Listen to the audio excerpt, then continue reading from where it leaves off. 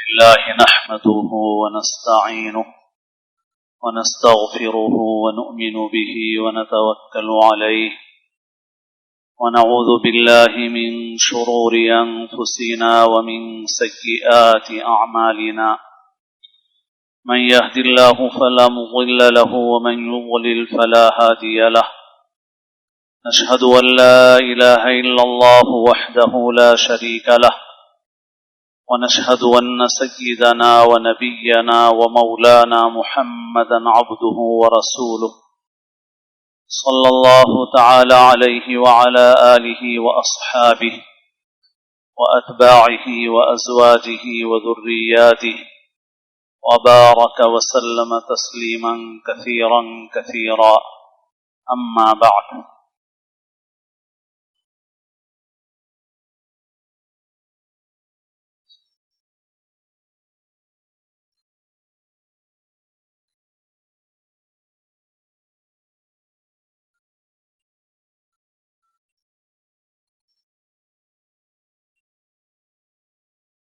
قابل احترام بزرگوں، عزیز دوستوں اور ساتھیوں، گزشتہ کی گفتگو میں ایک بات قنوت نازلہ سے متعلق عرض کی گئی تھی، اسی سے متعلق چند ضروری باتیں اس وقت انشاءاللہ عرض کی جائیں گی۔ اللہ تعالی نے ہم کو جو دین دیا ہے وہ دین فطرت ہے، اس کے احکام فطرت کے عین مطابق ہے، اس لیے اللہ تعالی نے دعا کرنے کا بھی حکم فرمایا اور تدبیر اور اسباب کو اختیار کرنے کا بھی حکم فرمایا۔ پھر جو تدابیر اور اسباب ہیں وہ دونوں قسم کے ہیں، مادی اسباب بھی ہیں اور معنوی اور روحانی اسباب بھی ہیں، ان دونوں کو اختیار کرنا ہے۔ جب آدمی ان اسباب کو اختیار کرتا ہے اور اس کے ساتھ توجہ کے ساتھ، دل کی توجہ کے ساتھ دعا کا اہتمام کرتا ہے تو پھر ضرور ثمرات، نتائج برآمد ہوتے ہیں۔ حالات کا جب سامنا ہوتا ہے تو ہم لوگ بسا اوقات دعاؤں کا اہتمام کرتے ہیں، قنوت نازلہ کا اہتمام کرتے ہیں، لیکن ہماری دعاؤں میں اور قنوت میں جو تاثیر ہونی چاہیے وہ تاثیر نظر نہیں آتی،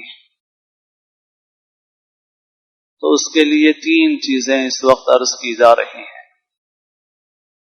جیسے میں نے کہا کہ جو اسباب ہیں اس میں مادی اسباب بھی ہیں، معنوی اور روحانی اسباب بھی ہیں۔ ان میں سے پہلی چیز ہے توبہ،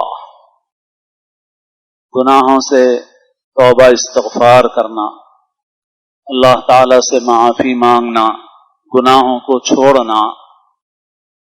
یہ ضروری ہے۔ امت اپنے احوال کو درست کرنا چاہے تو خاص طور پر جو اجتماعی گناہ ہیں ان گناہوں سے توبہ اور استغفار ضروری ہے۔ گناہ انفرادی بھی ہوتے ہیں، لیکن جب امر بالمعروف اور نہی عن المنکر کو ترک کر دیا جاتا ہے علانیہ گناہوں پر، تو پھر وہ گناہ انفرادی نہیں رہتا بلکہ وہ گناہ اجتماعی بن جاتا ہے۔ اسی وجہ سے رسول اللہ صلی اللہ علیہ وسلم نے فرمایا کہ جب تم امر بالمعروف اور نہی عن المنکر ترک کر دو گے تو تم دعائیں مانگو گے مگر تمہاری دعائیں قبول نہیں ہوں۔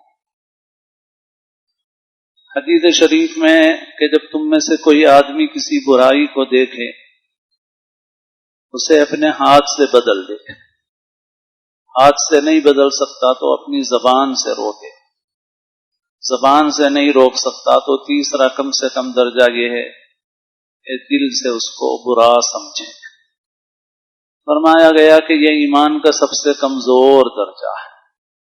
بعض روایتوں میں فرمایا کہ اس کے بعد ایمان کا کوئی درجہ نہیں ہے، رائی کے دانے کے برابر بھی درجہ نہیں ہے۔ تو اب گناہ ہوں اور گناہوں سے روکنے کی طاقت ہو اور پھر بھی لوگ گناہ سے نہ روکیں تو وہ گناہ انفرادی نہیں رہتا، اس میں سب شریک ہو جاتے ہیں۔ گویا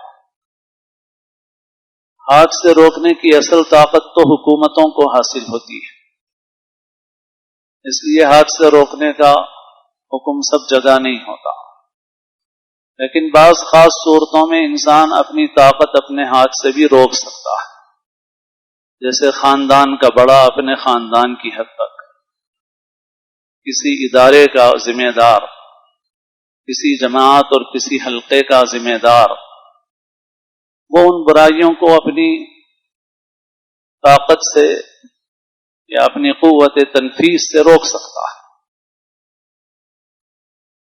تو اگر وہاں پر وہ اس عمل کو نہ کرے جبکہ اسے اس کی طاقت اور استطاعت حاصل ہو تو وہ بھی گویا گناہ میں شریک ہو جاتا ہے۔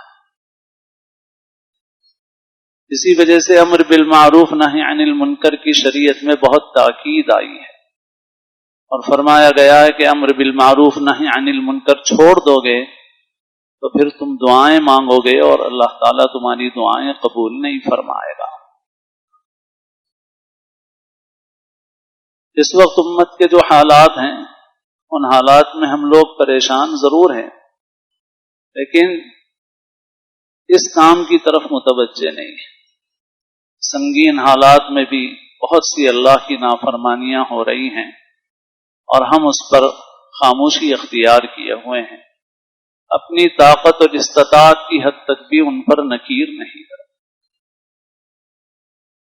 زبان سے روکنے کا درجہ اکثر و بیشتر بہت سے لوگوں کو حاصل ہوتا ہے، لیکن اس لیے نہیں روکتے کہ کسی کی ناراضگی نہیں مول لینا چاہتے، کوئی ہم سے ناراض نہ ہو، سب ہم سے خوش رہیں۔ تو جب انسان مخلوق کو راضی کرنا چاہتا ہے، حضرت معاویہ نے حضرت عائشہ کو خط لکھا کہ آپ مجھے کوئی نصیحت کریں، تو حضرت عائشہ نے جو نصیحت کی وہ بہت مختصر مضمون تھا، اور اس میں یہی تھا کہ جب کوئی آدمی لوگوں کو خوش کرنا چاہے اللہ کو ناراض کر کے تو اللہ تعالیٰ اسے لوگوں کے حوالے کر دیتے ہیں، اور اگر اللہ کی رضا اور خوشنودی کے لیے لوگوں کو کوئی آدمی ناراض کرے تو اللہ تعالیٰ اس کے لیے کافی ہو جاتے ہیں۔ تو ہمارا حال یہ ہے کہ ہم لوگوں کی رضا اور خوشنودی کے لیے اللہ کو ناراض کرتے ہیں۔ ہم زبان سے روک سکتے ہیں مگر نہیں روکتے، بول سکتے ہیں مگر نہیں بولتے۔ ظاہر ہے کہ ایسا کرنے سے ہم بھی شریک ہو جاتے ہیں۔ آج ہمارے معاشرے میں بہت گناہ ہیں اس قسم کے، بالخصوص جو ہماری تقریبات ہو رہی ہیں، چاہے کسی عنوان سے ہوں، شادی کی ہوں، ولیمے کی ہوں، عقیقے کی ہوں، اور دوسری تقریبات ہوں، گیدرنگز جو ہوتی ہیں، ان میں بہت سی اللہ کی نافرمانیاں ہو رہی ہیں۔ کرنے والے کچھ لوگ ہیں مگر شریک ہونے والے بہت سارے لوگ ہیں۔ کرنے والے تو کچھ ہیں، شریک ہونے والے بہت سارے لوگ ہیں، اور بعض اوقات شریک ہونے والے لوگ بعد میں اس پر اپنی تکلیف کا اظہار کرتے ہیں، مگر میں عرض کرتا رہتا ہوں کہ بھئی اس اظہار سے کوئی فائدہ نہیں ہے۔ جیسے تقریب میں جا کے آئے اور بعد میں برائی کرنے لگے کہ وہاں ایسا تھا، ایسا تھا، ایسا تھا۔ بعض وقت بعض تقریبات میں بہت برائیاں ہوئی تو اخبارات میں مراسلے چھپتے رہے، تو میں نے پوچھا دیکھو بھئی اس تقریب میں اگر فرض کرو 1000 آدمی تھے اور زیادہ رہے ہوں گے، تو 1000 آدمیوں میں سے کتنے آدمیوں نے زبان سے وہاں اپنی ناپسندیدگی کا اظہار کیا؟ کیا ان لوگوں کو طاقت نہیں تھی؟ کیا وہ یہ نہیں بول سکتے تھے کہ بھئی آپ یہ غلط کر رہے ہیں، آپ نے یہ جو بے پردہ عورتوں کو رکھا ہے، آپ نے مردوں میں کھانا کھلانے کے لیے عورتوں کو رکھا ہے، یہ حرام ہے، ناجائز ہے، آپ ولیمہ مسنونہ کر رہے ہیں، حضور کی نسبت سے کر رہے ہیں، اور اللہ کی اتنی بڑی نافرمانی کر رہے ہیں۔ تو میں نے کہا بعد میں تو بہت سارے لوگوں نے کہا، لیکن کتنے آدمیوں نے زبان سے کہا؟ کتنے آدمی تھے جو اس تقریب سے نکل کے چلے آئے؟ میں کہتا ہوں کہ اگر کسی جگہ پر ایسا ہو اللہ کی کھلی ہوئی نافرمانی اور گناہ ہو رہا ہو، 1000 میں سے صرف 100 آدمی اپنی بے تعلقی ظاہر کر دیں زبان سے اور عمل سے، اور بول دیں کہ بھئی اللہ کی کھلی نافرمانی ہے، ہم آپ کا شکریہ ادا کرتے ہیں، آپ نے یاد کیا ہمیں، اللہ آپ کو اس کا بہتر بدلہ دے، باقی ہم معذرت خواہ ہیں، ہم جا رہے ہیں۔ آپ خود بتائیے کہ 1000 میں سے اگر صرف 100 آدمی گئے تو کیا اثر پڑے گا معاشرے پر؟ لیکن اگر ہم یہ نہیں کریں گے اور 100 خط لکھیں گے اخبار میں یا 1000 خط لکھیں گے تو بھی کچھ ہونے والا نہیں ہے۔ شادی کی تقریبات میں جو تاخیر ہے، یہ تاخیر بھی بہت بڑا منکر ہے۔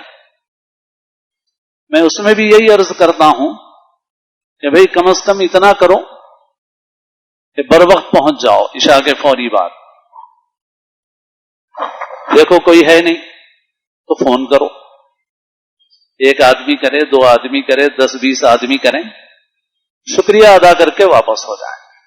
نہیں کر سکتے اتنا بھی نہیں کر سکتے تو جلسے کیوں کرتے ہو بھائی؟ باتیں کیوں کرتے ہو بھائی؟ 1000-2000 آدمیوں میں سے 25-50-100 آدمی بھی نہیں کر سکتے اتنا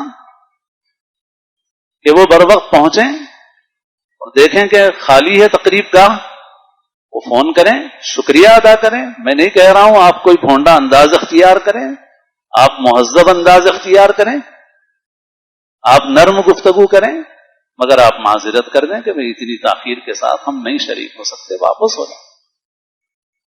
ہماری تقریبات میں اتنی بڑی بد اخلاقی رواج پا گئی ہے یہ کہ دلہے کے نکلنے میں رات کے 11 بج رہے ہیں اور سارے مہمانوں کو تکلیف ہے، ایذا، شوگر کے مریض ہیں اس میں، بوڑھے لوگ ہیں اس میں، اگلے دن کی نیند خراب ہے، تعلیم خراب ہے، اور پھر جب کھانا شروع ہوتا ہے تو ایک بدتمیزی کا منظر ہے، بد اخلاقی کا منظر ہے، ہر ایک بھاگنے کے فکر میں ہے۔ کون ذمہ دار ہے اس کا؟ جو میزبان ہے وہ ذمہ دار ہے۔ اس کو چاہیے تھا کہ اس کے شرکاء زیادہ تھے تو وہ عشاء کے بجائے عشاء سے پہلے آتا، لوگوں کو بھی اطلاع کرتا کہ پھر بر وقت شروع ہوگا۔ لیکن فیشن ہے، شان ہے یہ کہ آپ رات میں 11 بجے جائیں اور 3 بجے تک لوگوں کو تکلیف پہنچائیں۔ آپ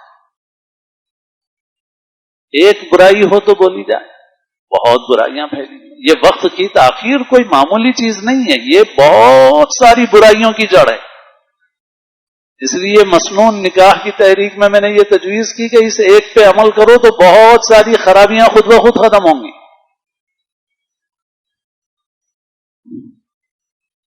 لیکن ہم لوگ چاہے یہ منکر ہو، چاہے اور منکر ہو، بے پردگی ہو، بے حیائی ہو، رسم کے نام پر تقریب چل رہی ہے، اور اس پر تو تفصیلی گفتگو ہے۔ یہ بہت بڑا منکر بن گیا ہے اس وقت، رنگنگ سرمنی، رسم اچھے لوگ کر رہے ہیں، اور اب ہو یہ گیا ہے معاشرے میں کہ رسم کے بعد بات چیت تو عام بات ہو گئی ہے لڑکا لڑکی کی، اور بسا اوقات ملاقاتیں بھی ہو رہی ہیں، اور ان ملاقاتوں کے بعد ساری حدیں پار ہو رہی ہیں، اور ایسا ایک دو نہیں ہو رہا ہے، بہت ہو رہا ہے۔ ہم سب شریک ہو رہے ہیں، کیسے شریک ہو رہے ہیں بھائی؟ کیوں شریک ہو رہے ہیں آپ؟ دینداری کس چیز کا نام ہے؟ آپ کہتے ہیں بس کوئی ہم سے ناراض نہ ہو، تو آپ کو لوگوں کی ناراضگی کی فکر ہے، مگر اللہ کی ناراضگی کی کوئی پرواہ نہیں ہے۔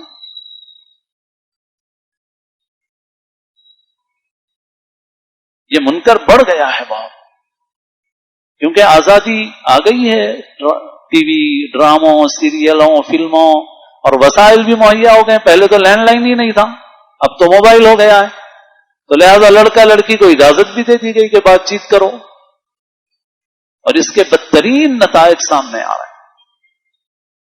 اگر رشتہ ہوتا بھی ہے تو اس رشتے کو حلال کرنے کے لیے صرف 2 لفظ بولنے کی ضرورت ہے۔ میں نے نکاح میں دیا، میں نے قبول کیا، حلال ہو جائے گا، اور 2 گواہ کافی ہیں، 1000 کا مجمع ضروری نہیں ہے۔ اللہ نے یہ چیز آسان کی ہے، مگر آپ اللہ میاں کی چیز نہیں لینا چاہتے، آپ اپنی مرضی چلانا چاہتے ہیں۔ آپ 500 آدمیوں کے سامنے رنگ پہنانا چاہتے ہیں، مگر 2 آدمیوں کے سامنے میں نے دیا، میں نے قبول کیا نہیں بولنا چاہتے آپ۔ اللہ نے حلال کرنے کا راستہ آسان رکھا ہے، مگر آپ کو اللہ کے احکام کی کوئی پرواہ نہیں ہے، آپ کو اپنی خواہشات کی پرواہ ہے کہ یہ تقریب بھی ہو، یہ تقریب بھی ہو، یہ تقریب بھی ہو۔ اللہ نے جو مال دیا ہے اسے خوب دکھاؤ، لوگوں کو اپنی شان دکھاؤ، اپنا اسٹیٹس دکھاؤ، اپنی خواہشات پوری کرو، چاہے اس کے نتیجے میں اللہ کی نافرمانیاں ہوں۔ تو میرے دوستو ایسی 1-2 چیزیں نہیں ہیں، ہم دیکھیں اپنے اطراف میں اب ایک دینداروں کا ایک مختصر طبقہ رہ گیا جو ان چیزوں کے متعلق کچھ بولتا ہے، کچھ پرہیز کرتا ہے۔ باقی مسلمانوں کی وہ بڑی تعداد بھی جو ماشاءاللہ نماز روزے کی اور دیگر احکام کی اپنی ذاتی زندگی میں پابند ہے، مگر اللہ کی ان بڑی بڑی نافرمانیوں پہ ذرہ برابر بھی جو نہیں رینگتی ہے۔ حدیث شریف میں مشہور واقعہ ہے کہ اللہ تعالیٰ نے ایک بستی کے متعلق حکم فرمایا کہ اس بستی کو الٹ دو۔ تو فرشتوں نے عرض کیا کہ اے پروردگار، اس بستی میں ایک بندہ ایسا ہے کہ لم یعصک طرفۃ عین، جس نے پلک جھپکنے کے برابر بھی کبھی آپ کی نافرمانی نہیں کی۔ فرشتے کہہ رہے ہیں، کرامن کاتبین ہیں، وہ معزز فرشتے ہیں جو لکھتے ہیں، جو انسانوں کے احوال کو جانتے ہیں۔ وہ فرشتے یہ کہہ رہے ہیں کہ اللہ، ایک بندہ ایسا ہے اس سرزمین میں، اس بستی میں، کہ جس نے پلک جھپکنے کے برابر بھی آپ کی نافرمانی نہیں کی ہے۔ مگر اللہ تعالیٰ فرماتے ہیں کہ اس بستی کو الٹو، پہلے اسے الٹو، اس کے اوپر بستی الٹ دو، اقلبھا علیہ۔ کیوں؟ اس لیے کہ میری نافرمانیاں ہوتی رہی مگر اس کے اوپر کوئی اثر نہیں ہوا، اس کی پیشانی پر شکن نہیں آئی، وہ اپنی عبادتوں میں مشغول رہا مگر میری نافرمانیوں پہ اس نے اپنی زبان نہیں ہلائی کبھی۔ لہذا اس کو الٹ دو، اس کے اوپر بستی الٹ دو۔ بھائی وہ نیک نہیں تھا؟ نیک تھا، فرشتے کہہ رہے ہیں نیک تھا، مگر اس نے جو ذمہ داری تھی وہ ذمہ داری ادا نہیں کی۔ تو ایک ایسا شخص، ہم لوگ کہاں آ سکتے ہیں اس کیٹیگری میں؟ ایک ایسا شخص جس نے ایک لمحے کے لیے بھی پلک جھپکنے کے برابر بھی اللہ کی نافرمانی نہیں کی، مگر اس کی وجہ سے عذاب بھی نہیں رک رہا ہے بلکہ وہ بھی عذاب میں پکڑا جا رہا ہے۔ اور حدیث شریف میں ہے وضاحت کے ساتھ، صراحت کے ساتھ، کہ جب اللہ کی ایسی کھلی نافرمانیاں ہوں تو جو اللہ کا عذاب آتا ہے، جب عذاب آتا ہے تو سب اس میں پکڑے جاتے ہیں، نیک و بد سب پکڑے جاتے ہیں۔ حدیث میں ہے کہ آپ سے پوچھا گیا انہلک وفینا الصالحون، کیا اس حال میں ہم ہلاک ہوں گے کہ ہمارے درمیان نیک لوگ رہیں؟ فرمایا ہاں، جب گندگی غالب آ جائے گی تو ایسا ہی ہوگا۔ اور یہ بھی فرمایا گیا کہ آخرت میں ان کا معاملہ الگ ہوگا، مگر دنیا کے عذاب میں تو گرفتار کیے جائیں گے۔ انفرادی گناہوں کے نتیجے میں انفرادی حالات آتے ہیں، اور اجتماعی گناہوں کے نتیجے میں اجتماعی حالات آتے ہیں۔ بھئی میرے اپنے گناہ ہیں تو اللہ تعالیٰ چاہے معاف فرمائے اور چاہے میری تنبیہ کرنا چاہے، اللہ تعالیٰ مجھے بیماری میں مبتلا کریں گے۔ جیسے حدیثوں میں بیماری مومن کے لیے کفارہ سیئات بن جاتی ہے، میرے اوپر حالات آتے ہیں، بھئی میرے نافرمان اور سب مل کے کر رہے ہیں، تو پھر اللہ تعالیٰ کی طرف سے جو آزمائشیں آتی ہیں، جو حالات آتے ہیں، وہ بھی اجتماعی آتے ہیں۔ ان اجتماعی حالات کو دور کرنے کے لیے اجتماعی توبہ ضروری ہے، اجتماعی اصلاح ضروری ہے۔